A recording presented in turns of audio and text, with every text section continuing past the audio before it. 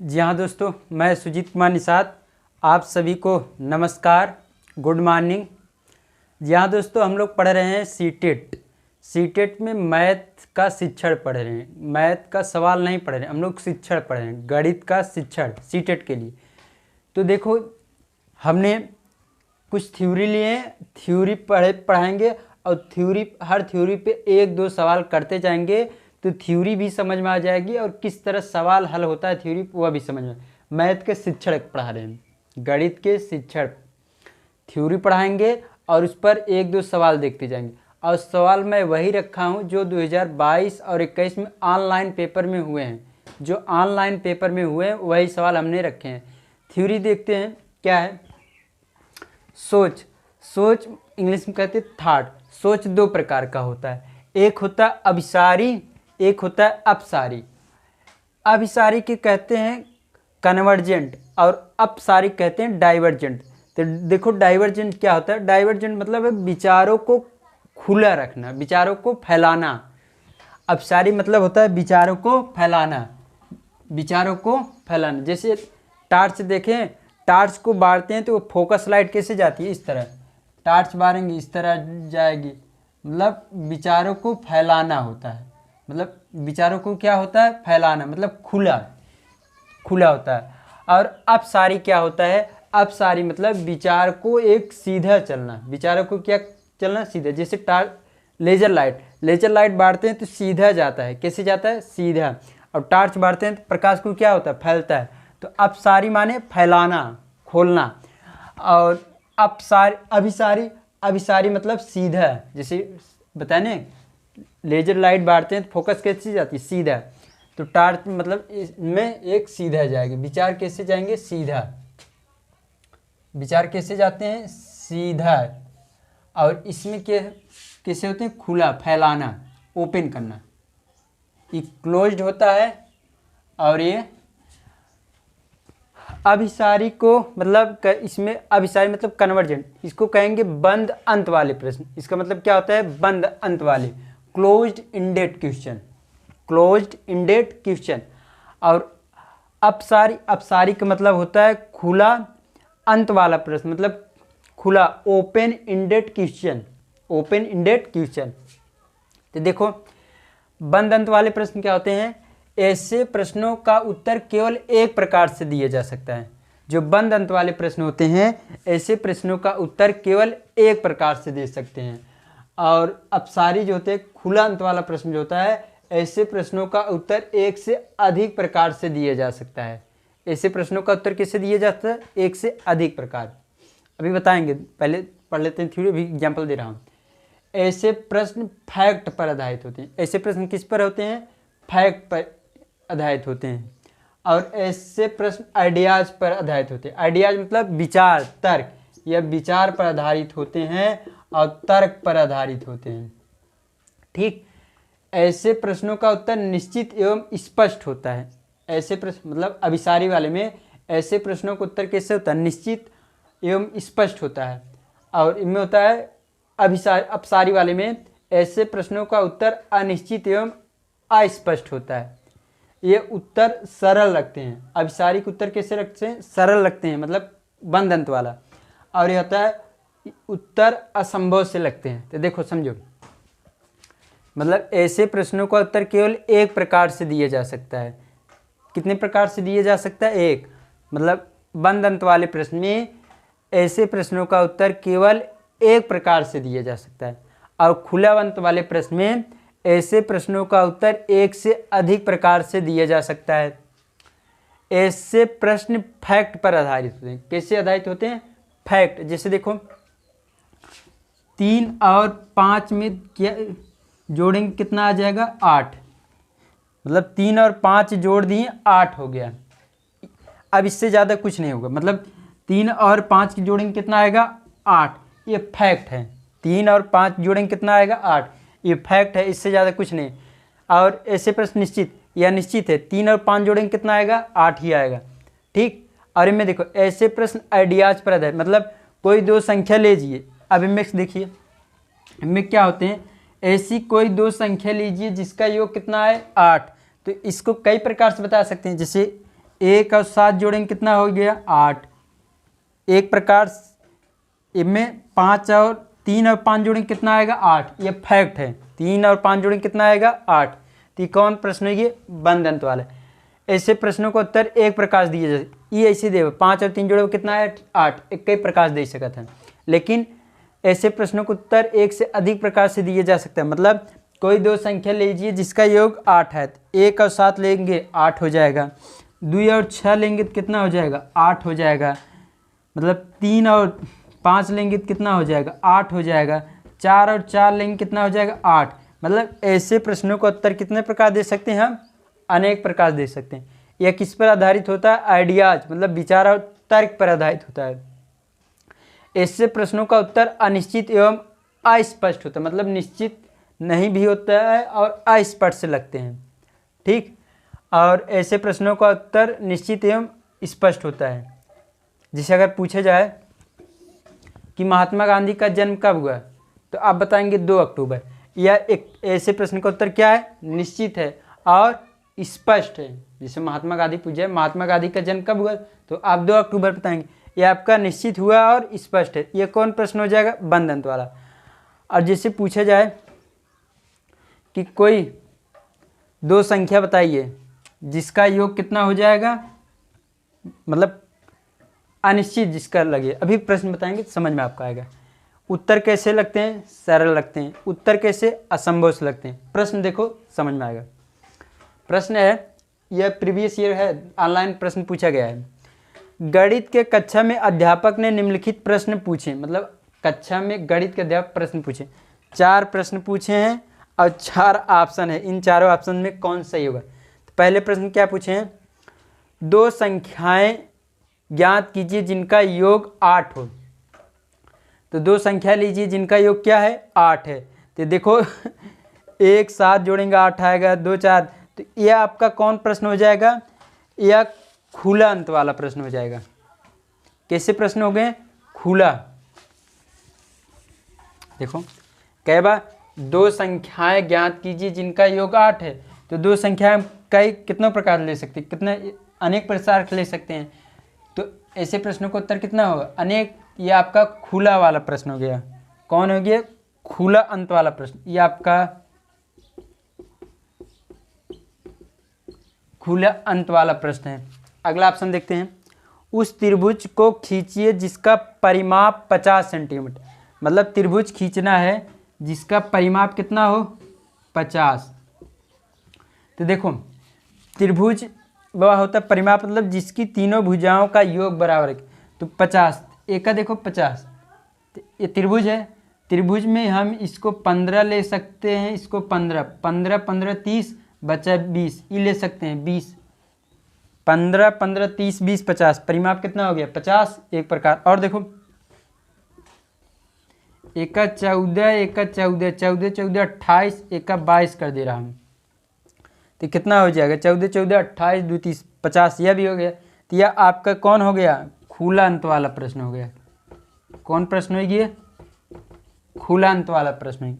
अगला देखो 25 के गुणनखंड क्या है। तो 25 के गुणनखंड ये फैक्ट है। जो भी होगा 25 का गुणनखंड क्या होगा, 1 होगा, 5 होगा, 25 होगा।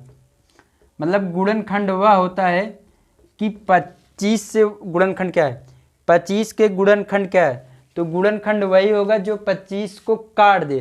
तो 1 से 25 कट जाएगा, 5 से 25 कट जाएगा और 25 से कट जाएगा। इसके अलावा और किसी से नहीं कटेगा। तो ये आपका फैक्ट है। अगर यह फैक्ट है तो बंद वाला प्रश्न है। कौन, बंद अंत वाला प्रश्न हो गया। आगे देखो, परिमाप की परिभाषा दीजिए।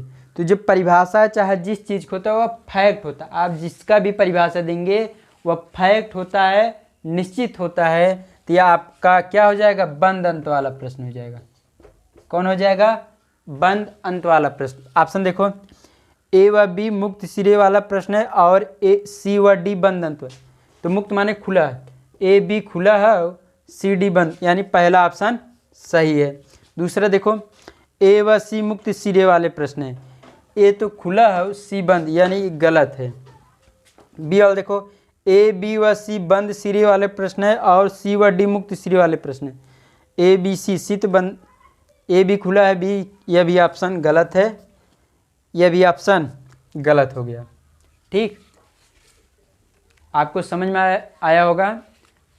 आप, मैं साइड में हो जा रहा हूँ, आप लोग शार्ट स्क्रीन ले लीजिए और इसके बाद आगे थ्योरी चेंज करता हूँ और उस पर आगे प्रश्न बताऊँ। थ्योरी चेंज करूँगा फिर प्रश्न बताऊँगा उस पर।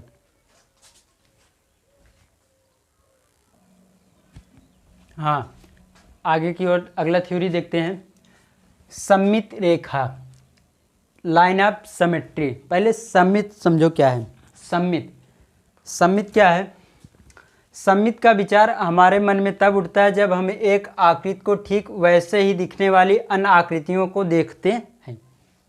ठीक, सममित क्या होता है? सममित का विचार हमारे मन में तब उठता है जब हम एक आकृति को ठीक वैसे ही आकृति देखने वाली अन्य आकृति को देखते हैं। देखो, जैसे हम लोग मकान, घर देखते हैं, 2 तल्ला, 3 तल्ला, 4 तल्ला डिजाइन।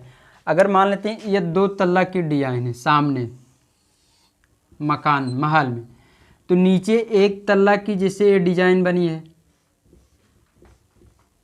अगर सेम यह डिजाइन अगर ऊपर दिखे तो यह इसका सममित होता है। नीचे अगर एक फ्लोर पर जो डिजाइन है, अगर दूसरे फ्लोर पर भी वही डिजाइन हो तो यह इसका क्या होता है? सममित होता है। क्या होता है? सममित। सेम आकृति जैसे नीचे दिखा था अगर वैसे ऊपर दिखे तो सममित होता है। और सममित रेखा क्या होता है? किसी आकृति के एक ऐसी रेखा जिसके अनुदिश मोड़ने पर, अनुदिश माने पैरेलल, समांतर, किसी आकृति में एक ऐसी रेखा जिसके अनुदिश मोड़ने पर आकृति के दोनों भाग परस्पर संपाती हो जाएं तो इसे सममित रेखा कहते हैं। सममित रेखा क्या होता है? सममित रेखा, जैसे मैं एक आयत ले लूं, क्या ले लें? आयत। अगर इसको यहाँ से बीच से ये वाला मोड़ दें और एक दूसरे पर चफन जाए तो वह हो जाती है सममित रेखा। जैसे इस तरह देखो, एक पन्ना है, ये आयत पन्ना है, अगर इसको मैं इस तरह मोड़ दूं और दोनों पन्ना एक पर चपक जाए बरोबर, ये पन्ना है, इसको इस तरह मोड़ दिए तो मोड़ दिए, ये दोनों क्या हो गए? एक पर चफन गए।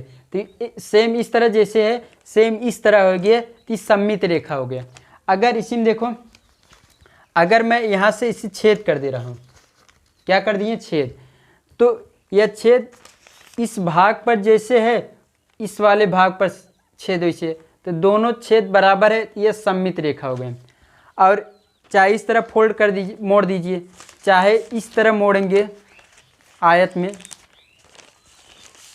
ऐसे मोड़ दीजिए, यह जैसे भाग है ये मोड़ दिए, ये इस पर क्या हो गया? चफन गया, ये आपका सममित होता है। सममित क्या है? जैसे एक पन्ना है, मतलब आयत, इसको इस तरह मोड़ दिए तो यह क्या हो गया? सममित हो गया। इस तरह भी मोड़ देंगे तो यह सममित हो गया। जैसे अगर वर्ग लें, क्या ले लें? वर्ग। वर्ग में चारों भुजा बराबर होती। वर्ग में देखो, यहाँ से मोड़ दें, ये वाला इधर चफन जाएगा, यह सममित रेखा होगा। यह ये वाला उधर, दोनों मोड़ सकते हैं, इसे चफन जाएगा, इसे बीच में चपका देंगे, मोड़ देंगे। अगर इस तरह से मोड़ दें, ये वाली दोनों लाइन ऐसे चपक जाएगा, सेम हो जाएगा। अगर यहाँ विकर्ण से भी मोड़ें, इस बिंदु से, इस बिंदु से इसे, यह इसका ढक लेगा, इसे मोड़ेंगे तो यह इसको ढक लेगा। अगर यहाँ से इसको मोड़ दें तो यह इसको ढक लेगा। इसमें कितने रेखा होते हैं? आयत में 1 2, आयत में 2 सममित रेखा होंगे। वर्ग में इस तरह मोड़े 1 सममित रेखा, इस तरह मोड़े 2, विकर्ण से मोड़े 3, इस तरह मोड़े 4, तो वर्ग में 4 सममित रेखा होती हैं। कितने होते हैं? 4। अगर देखो त्रिभुज है, ये मान लेते हैं समकोण त्रिभुज, अगर ई वाला भुजा एकरे बराबर है, ई वाला भुजा एकरे बराबर है, अगर यहाँ से देखो इसको, यहाँ से इसको मोड़ें, ये वाला, ये दोनों अगर बराबर हैं तब ई वाला इसको ढकेंगे तो इस पर चफन जाएगा, तो तो यह आपका एक सममित रेखा होगा। कितने सममित रेखा होगा? एक। ठीक, हमने एनसीईआरटी से कुछ लिए हैं त्रिभुज पद, देख लेते हैं, उसके बाद सवाल देखो किसी समबाहु त्रिभुज में उतनी ही सममित रेखा होती है जितनी बहुभुज में भुजाओं की संख्या होती है। तो बहुभुज मतलब समबाहु क्या होता है? समबाहु जितना भुजा होते हैं, जैसे पतंग होगी, पतंग भी समबाहु होता है, वर्ग भी होता है, आयत भी होता है, लेकिन यह सब समबाहु अंतर्गत आती हैं। तो देखो कुछ लिए हैं एनसीईआरटी थ्रू का एग्जाम्पल है, सममित रेखाएं की संख्या। इस सममित रेखा संख्या पूछे हुआ उदाहरण किसमें कितना होता है? कहे वह कोई सममित रेखा नहीं, तो कोई सममित रेखा नहीं होती एक विषम बाहु त्रिभुज में। विषम बाहु त्रिभुज क्या होता है? विषम बाहु त्रिभुज वह होता है जिसकी तीनों भुजा आपस में अलग अलग हो, तीनों भुजा बराबर ना हो, कोई सममित रेखा नहीं। एक विषम बाहु त्रिभुज में कोई सममित रेखा नहीं। ये देखा तीनों भुजा अलग अलग हैं, एक कहीं से मोड़ेंगे, अगर यहाँ से मोड़ें ये पे नहीं आएगा, यहीं तक। अगर यहाँ से मोड़े तो यह मतलब एक दूसरे को ढक नहीं पाएगा, तो इसमें एक भी सममित रेखा नहीं है। किसमें कोई सममित रेखा नहीं होती है? किसमें? एक विषम बाहु त्रिभुज में केवल एक सममित रेखा।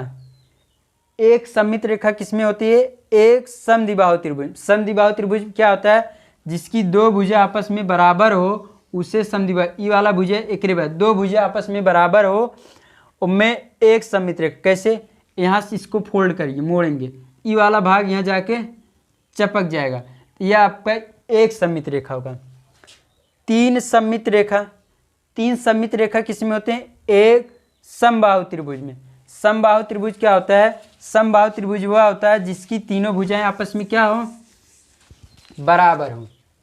तो देखो अगर ये तीनों भुजा बराबर है तो अगर इसको यहाँ से रुको,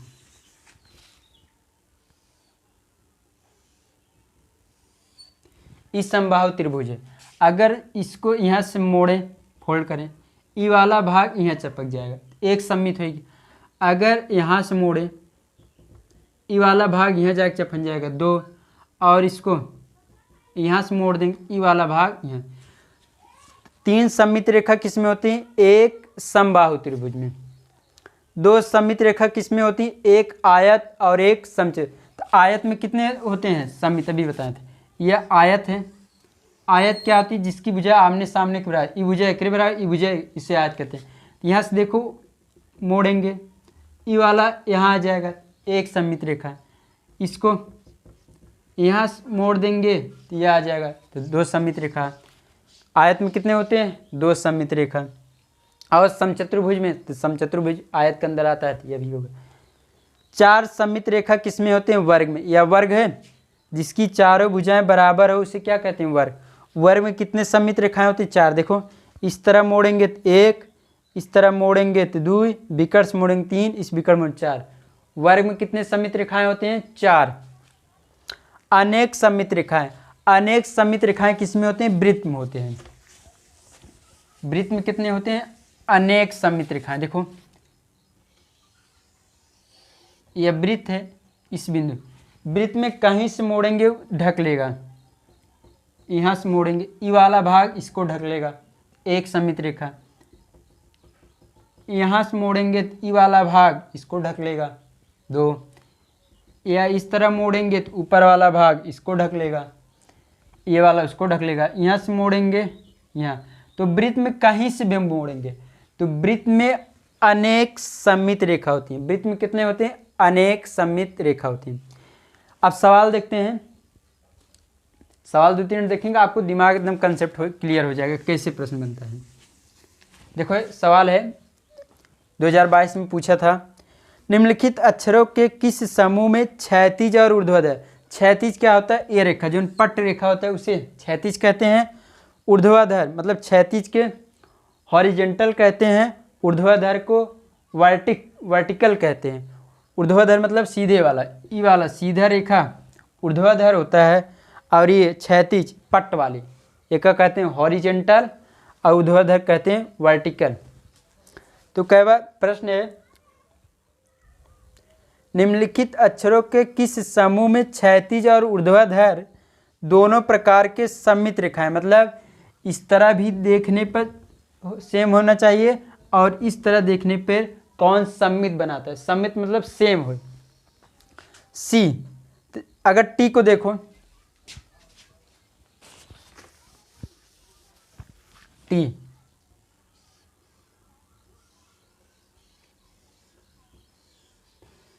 ये टी है, टी को अगर इस तरह मोड़े, ई वाला इसे मोड़ेंगे, क्या ऊपर वाला भाग इसके बराबर है? नहीं है, तो यह पहला नहीं हो सकता है। सममित तो टी तो नहीं है, क्षैतिज में नहीं मिले, ऊर्ध्वाधर मिले। ऊर्ध्वाधर में अगर यहाँ से फोल्ड करते हैं, ई वाला ऊर्ध्वाधर है लेकिन क्षैतिज नहीं, ये ऑप्शन पहले गलत हो जाएगा। इसमें देखो, ई अक्ष में अगर ऊर्ध्वाधर इसे मोड़े, ई वाला भाग इसको ढक लेगा, ई है। अगर यहाँ से मोड़े ऊपर से, ऊपर वाला इसको ढक लेगा। सेम आकृति ये वाला है, एच को चेक करिए, अगर यहाँ से फोल्ड करते हैं आधा, ई वाला भाग इसको ढक लेगा, ऊर्ध्वाधर है। क्षैतिज यहाँ से अगर फोल्ड करते हैं, ऊपर वाला भाग इसे ढक लेगा, यह भी है। ओ देखते हैं, ओ में अनेक होते हैं, इस तरह भी डालो, इस तरह, ई वाला भाग इसको ढकेगा, ई वाला भाग, यह वाला ऑप्शन सही है। दूसरे में देखो, जेड नहीं होगा, जेड यहाँ से डालेंगे का ई वाला भाग इसको ढकेगा, तो ये वाला ऑप्शन नहीं होगा। इसमें देखो ए देखो, ए है, एक ऐसी डालेंगे क्षैतिज, ई वाला भाग इसको ढक रहा नहीं, तो डी वाला ऑप्शन नहीं है। ठीक, मैं साइड में हो जा रहा हूँ, आप लोग शॉर्ट स्क्रीन ले लीजिए, आगे की ओर प्रश्न देखते हैं एक दो और।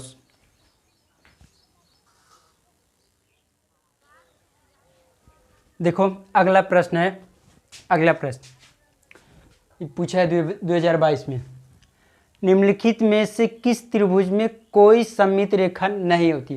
कहवा कोई सममित रेखा नहीं होती। निम्नलिखित में से किस त्रिभुज में कोई सममित रेखा नहीं होती है? तो ऑप्शन देखिए, पहला केवल समबाहु त्रिभुज में। तो समबाहु त्रिभुज में, समबाहु त्रिभुज क्या होता है? जिसकी तीनों भुजें क्या हो? समान हो। इनमें एक, यहाँ से दो, यहाँ से तीन, समबाहु त्रिभुज में तीन सममित रेखा होती है, यानी ये गलत है। केवल समद्विबाहु त्रिभुज में दो सममित रेखाएं होती हैं। समद्विबाहु त्रिभुज में मतलब दो भुजें जो है बराबर, एक यहाँ से होती है और एक ये वाला बराबर थी, ढकेगा यहाँ से, और एक यहाँ से, दो सम होता है। और केवल विषम बाहु त्रिभुज में जिसकी तीनों भुजाएं अलग हो, तो कहीं से भी डालेंगे तो विषम बाहु त्रिभुज में एक भी सममित रेखा ना हो, तो यानी ई वाला सही हो। विषम बाहु त्रिभुज यहाँ तक सही है, में को ना हो। समद्विबाहु में दो होता है, यानी यह भी गलत हो गया। ये उसी देखो यहाँ दिए थे, तो कौन में कितने होते हैं? देखो विषम बाहु त्रिभुज में कोई सममित रेखा नहीं होती है, विषम बाहु त्रिभुज में कोई सममित, ये पूछे कोई सममित रेखा नहीं होती है तो विषम बाहु त्रिभुज में, ये ऑप्शन सी सही होगा। केवल समद्विबाहु त्रिभुज में देखो कितना होता है? तीन होते हैं। विषम बाहु त्रिभुज में कौन आए होत, और समद्विबाहु त्रिभुज में कितना होते हैं? समद्विबाहु में केवल एक सममित रेखा होते हैं, तो समद्विबाहु में कितना होते हैं? एक होते हैं। ठीक, उम्मीद करता हूँ मेरे द्वारा बताई गई हर बात आपको समझ में आया होगा। तो लाइक करिएगा, शेयर करिएगा अपने दोस्तों में, और मैं आपको पूरा सीटेट के लिए पूरा कंप्लीट मैथ शिक्षण, गणित का जितना शिक्षण है, आप जानते हैं गणित में 30 नंबर आता है, 30 से 15 नंबर आपका मैथ के सवाल का आता है, और 15 नंबर आपके मतलब शिक्षण आता है, गणित का शिक्षण। तो मैं गणित के शिक्षण 15 नंबर के लिए पूरा सिलेबस पढ़ाऊंगा और प्रैक्टिस भी कराऊंगा। आपका विधिवत आपका पूरा हो जाएगा। ठीक, और आप सब मेरे देखना, आपको निश्चित तौर आप सीटेट में आप अच्छा स्कोर करके आ पाएंगे। मेरे द्वारा बताई हुई बात मैं उम्मीद करता हूँ आपको समझ में आई होगा। समझ में आया होगा तो लाइक और शेयर करना, अपने दोस्तों को बताना। आप सभी को देखने के लिए बहुत बहुत धन्यवाद। आप सभी को दिल से थैंक्स। मिलेंगे अगले कल इसी टाइम अगले वीडियो में।